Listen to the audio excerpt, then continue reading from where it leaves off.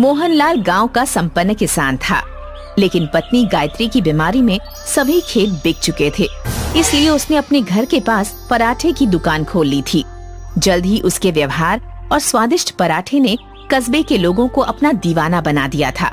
सुमित्रा और राजू के स्कूल के पास एक पिज्जा की दुकान खुली थी, जिसका प्रचार रेडियो, अखबार और ऑटो पर हैंडबिल व पोस्टर चिपकाकर पूरे जोर शोर से किया गया। भाई कल हमने पिज्जा खाया। क्या पिज्जा था? मैं और मेरे पिताजी अपनी कार पार्किंग पर पिज्जा ऑर्डर के बाद घंटों इंतजार किए, तब हमें पिज्जा मिला। अच्छा, क्या इतना अच्छा स्वाद है पिज्जा का? और नहीं तो क्या, तुम लोगों को तो घुसने भी नहीं देंगे गार्ड। घुसने क्यों नहीं देगा? अरे वो तुम्हारे पापा की फुटपाथ की पराठे की दुकान थोड़ी है ना, जो कोई भी मुंह उठाकर चला जाएगा। उस दुकान का एक स्टेटस है, बड़े बड़े लोग अपनी गाड़ी लगाकर खड़े रहते हैं, तब जाकर उन्हें पिज्जा खाने को मिलता है, समझ गए? रॉकी की बातें सुनकर सभी हंसने लगते हैं। सुमित्रा को पराठे वाले का मजाक पसंद नहीं आता। राजू जब स्कूल से घर जा रहा होता है तो पिज्जा की दुकान पर लोगों की भीड़ देखकर रुक जाता है। सुमित्रा उसे समझा बुझाकर घर ले आती है। पिताजी, पिताजी, हमें भी पिज्जा खाना है। ठीक है बेटा, खिला दूंगा कभी। अभी गरम गरम आलू के पराठे बनाए हैं, वो खा लो। मुझे नहीं खाना, मुझे नहीं खाना, मुझे तो पिज्जा ही खाना है।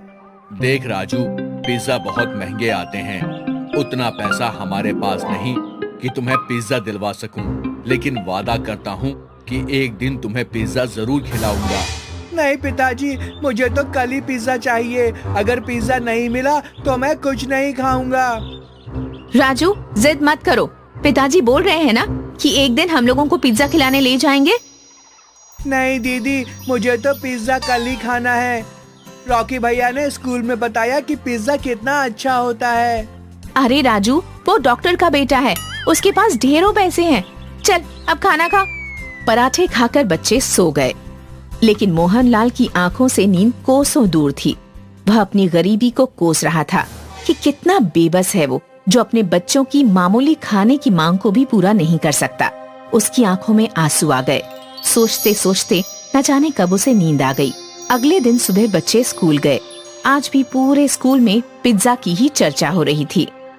दोस्तों, कल मेरा जन्मदिन है और कल मेरी तरफ से कल शाम को सभी को पिज्जा पार्टी है। कल संडे है और स्कूल की भी छुट्टी है। सभी कल शाम में अच्छे अच्छे कपड़े पहन कर आना, ओके? भैया, हम भी आएंगे ना? हमें नहीं बोला आपने? नहीं, तुम लोग वहाँ नहीं जा सकते। वहाँ सभी बड़े बड़े लोग आते हैं, स्टेटस वाले लोग आते हैं। तुम बस पराठे खाओ। चल राजू, इनके पिज्जा से कहीं स्वादिष्ट और अच्छे हमारे पराठे हैं। अरे जा, बंदर को क्या पता कि अदरक का स्वाद क्या होता है। स्कूल के बाहर जो पिज्जा का पोस्टर लगा है ना, उसे ही देखते रहो और पराठे खाओ, समझना कि पिज्जा खा रहे हो। रॉकी, ऐसा नहीं कहते। चलो सुमित्रा, इसे तो ऐसे ही बोलने की आदत है। राजू की फोटो देखकर पराठा खाने वाली बात पर सभी हंसने लगे। सुमित्रा और राजू को बहुत बुरा लगा। दोनों घर आ गए। अरे राजू, यूं मुंह लटकाए क्यों खड़े हो? वो पिताजी, बात ये है कि कल रॉकी का जन्मदिन है और सभी को बुलाया है, पर हमें छोड़कर, क्योंकि वहाँ बड़े बड़े लोग होंगे। बस इतनी सी बात। कल हम तुम लोगों के लिए आलू का मस्त पराठा बनाएंगे और हम सब पार्टी करेंगे। मुझे नहीं खाना पराठा, मुझे तो बस पिज्जा खाना है। मुझे पिज्जा चाहिए। बेटा, मैंने बताया ना कि अभी हमारे पास तुम लोगों के फीस भरने के पैसे नहीं हैं। पिज्जा कहाँ से खिलाऊंगा? इतना कहकर मोहनलाल आंखों में आंसू लिए घर से बाहर प्रथा के दंग पर चला गया। राजू, तुम्हें ऐसा नहीं कहना चाहिए था। पिज्जा की जिद छोड़ दे मेरे भाई।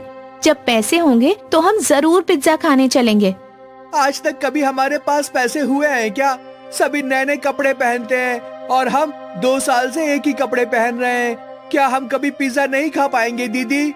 ऐसी बात नहीं है मेरे भैया, हम लोग पिज्जा एक दिन जरूर खाएंगे। उस रात राजू ने खाना नहीं खाया। घर में किसी ने खाना नहीं खाया। सुबह मोहनलाल उठा और बाजार चला गया।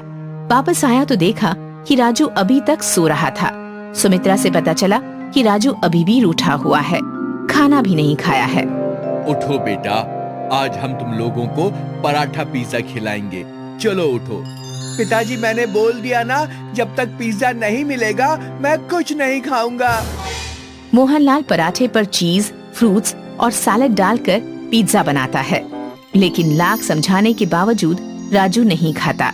सुमित्रा भी पूरी कोशिश करती है राजू को मनाने की, पर असफल रहती है। आज फिर सभी भूखे ही सो जाते हैं। आधी रात को राजू को जोर से भूख लगती है। वो किचन में जाकर रखा हुआ पराठा पिज्जा खाता है। उसे बहुत अच्छा लगता है। वह पराठा पिज्जा चट कर जाता है। मोहनलाल चुपचाप उसे खाते हुए देख लेता है। सुबह उठकर मोहनलाल बाजार चला जाता है। वापस आकर सुमित्रा को बुलाता है। सुमित्रा, ओ सुमित्रा। जी पिताजी, आई। ये ले पैसे और स्कूल से आते समय पिज्जा लेते आना। पिताजी, पैसे कहाँ से आए? वो कहीं से आ गए। और हाँ, मैंने टिफिन में पराठा पिज्जा रख दिया है, खा लेना याद से। सुमित्रा घर से स्कूल के लिए निकल रही थी तो पिताजी की साइकिल बाहर नहीं लगी थी। समझने में देर न लगी कि पिताजी ने साइकिल बेचकर पैसे लाए थे। सुमित्रा और राजू स्कूल पहुँचे। स्कूल में कल की रॉकी की पिज्जा पार्टी की ही धूम थी। सभी की जुबान पर पिज्जा पार्टी की ही चर्चा थी। लंच में सुमित्रा और राजू पराठा पिज्जा खा रहे थे तो वहाँ रीता आ गई। अरे, तुम दोनों ये कौन सी डिश खा रहे हो? ये हमारे पिताजी ने बनाया है, पराठा पिज्जा।